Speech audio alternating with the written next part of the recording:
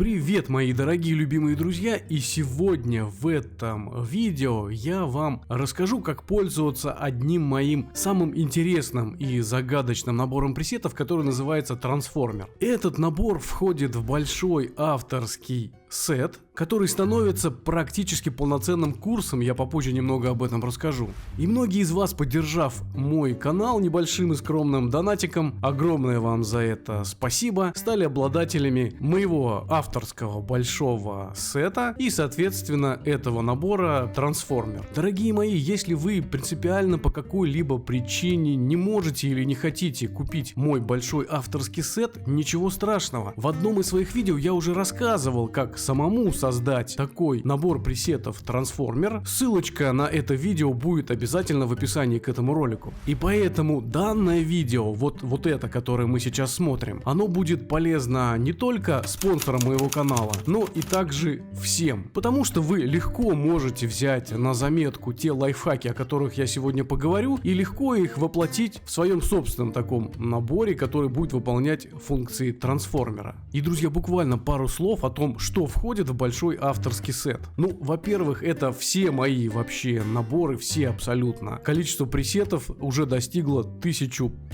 Этот набор постоянно актуализируется и пополняются новыми материалами. И помимо пресетов, туда, конечно же, входят эксклюзивные видео, дополняющие определенный используемый материал. И в скором будущем я еще в большой авторский сет добавлю обязательно свои экшены. И те, кто уже приобрел этот набор, станут обладателем этих экшенов. А также, друзья, в большом авторском сете вы получите доступ к моим самым лучшим, самым красивым, самым любимым RAW файлам. И я вам больше скажу, вы не просто можете подвигать ползунки и посмотреть мои фотографии. Для тех, у кого какие-то проблемы со съемкой локаций, да вообще всем в принципе, я вам разрешаю эти снимки использовать в любых ваших соцсетях. Да хоть продавайте их через фотостоки. Это ваше дело, я вам полностью доверяю. А еще в ближайшем будущем большой авторский сет, который уже, как я сказал, становится полноценным курсом, пополнится одним роликом обработка в Lightroom. Это будет один экспресс-курс, в который войдут эксклюзивные секреты и лайфхаки по обработке фотографий. Так что, друзья, я вам рекомендую стать спонсором моего канала и приобрести дополнительные шикарные материалы. А теперь перемещаемся в Lightroom, и я расскажу об особенностях использования набора пресетов Transformer.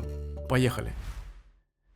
Друзья, одна из самых простых и, тем не менее, одна из самых моих любимых фотографий, я на ней вам покажу действие набора пресетов Transformer. Итак, мы открываем с вами набор, увидим здесь кучу каких-то непонятных настроек. Как же им пользоваться? Ну, нужно идти строго по порядку сверху вниз. И первым делом, что мы делаем, это мы с вами обесцвечиваем фотографию. И мы это делаем для того, чтобы подобрать правильное, красивое тонирование нашей фотографии. Первое, что мы делаем, это выбираем Black and White, и вы, конечно же, уже можете использовать этот пресет для того, чтобы получать красивые черно-белые изображения. Это не просто черно-белый цвет, а сюда вшиты различные настройки кривой. Обратите внимание, что здесь кривая вся по-разному подвинута для того, чтобы получить как раз вот такой достаточно интересный черно-белый цвет. Если мы с вами дальше будем выбирать, то мы увидим с вами, что следующий пресет добавляет легких изумрудных оттенков, различные его вариации. Он может немного усиливаться, в цветах может появляться больше холода, и таким образом вы выбираете наиболее интересный для вас набор настроек кривой. Это легко увидеть именно на черно-белом изображении. Обычно я выбираю вот такой вот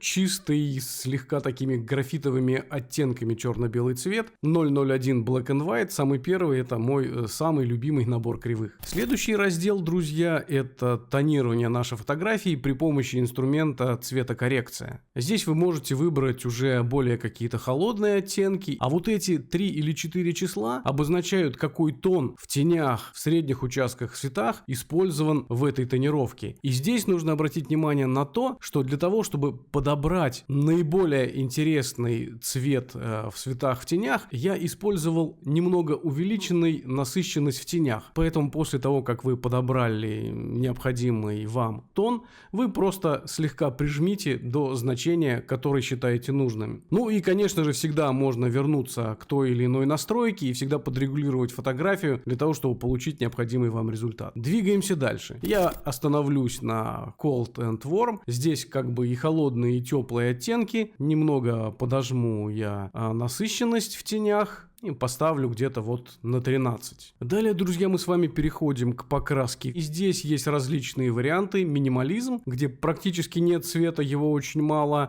Typical, но это, скажем, такой типический универсальный набор настроек, который позволяет отрегулировать практически любую фотографию. Грей, более серенький, там низкий красный. Landscape, где больше насыщенности. Или, например, тонировка, которая называется City для города, где нивелированные паразитные для города цвета, такие как желтый, зеленый. Их тут практически нет. Ну, вы, конечно же, всегда можете подкрутить, если хотите увидеть дерево более зеленое, чем на вашей фотографии получилось после использования этого пресета. Ну и, конечно же, никто нам не мешает дополнительно добавить того или иного оттенка. Если это закатная фотография, то можно добавить каких-то ярких красок. Особенно если нет людей, можно крутить оранжевый, красный, ну, в разумных, конечно, пределах, но достаточно далеко. Идем дальше. Следующая у нас виньетка, тоже все понятно. Ну, как вы понимаете, предыдущие настройки сохраняются, а мы переходим к следующим. И практически наша настройка состоит только из выбора того или иного формата. Виньетка также, если я сейчас опущу вот здесь вот, смотрим, слева я выбираю виньетку, справа у меня меняются параметры и так далее. Выбираем виньеточку посильнее либо послабже.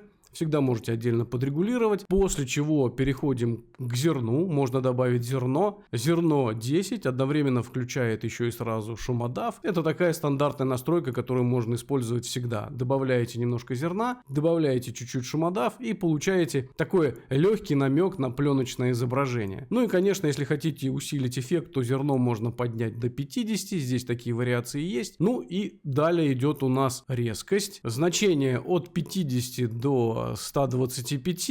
Все будет зависеть от того, какая у вас фотография, нужно ли вам сильно повышать резкость. Если после всех этих настроек у вас появился шум, либо сама по себе фотография изначально была шумная, вы можете всегда уменьшить шум. Здесь шумодав стоит такой лайтовый 15-25. И если после этого ваша фотография стала немного размытой, вы можете добавить еще резкости, поставить его на большее значение. Если не получилось, то можете просто нажать шумодав отмена. И это настройка уйдет. Все, ребят, мы получили с вами фотографию, смотрим, какое изображение было до обработки, какое стало после, после. Отличный, классный городской вариант. И, конечно же, после всего этого мы с вами возвращаемся к базовым настройкам, где нам необходимо, конечно же, поиграться температурой и посмотреть, как фотография будет выглядеть, если сделать ее потеплее. Вот так будет, пожалуй, интереснее, поатмосфернее. Ну и, конечно же, после этого можно добавить или убавить резкости или красочности, поиграться с контрастом. Ну и вот, пожалуй, на этом я остановлюсь. Давайте посмотрим, какая фотография была до обработки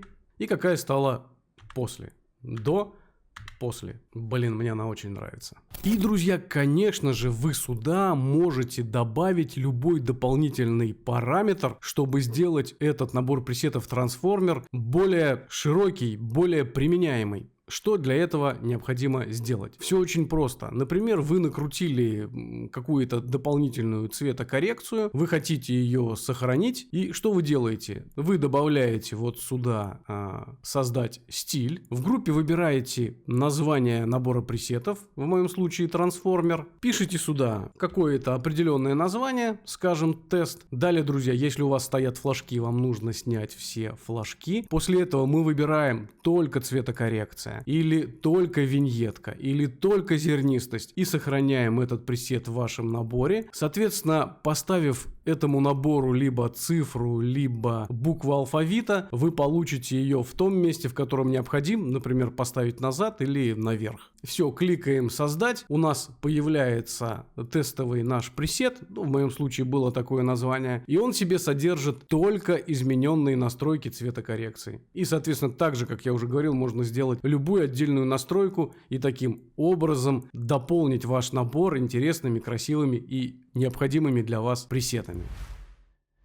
Ну вот, друзья, на этом все. Надеюсь, видео было полезным. Пишите, жмите, подписывайтесь, если еще не подписаны. С вами, как всегда, был Серджо. Желаю вам творческих высот. Всем добра и мира. До новых встреч.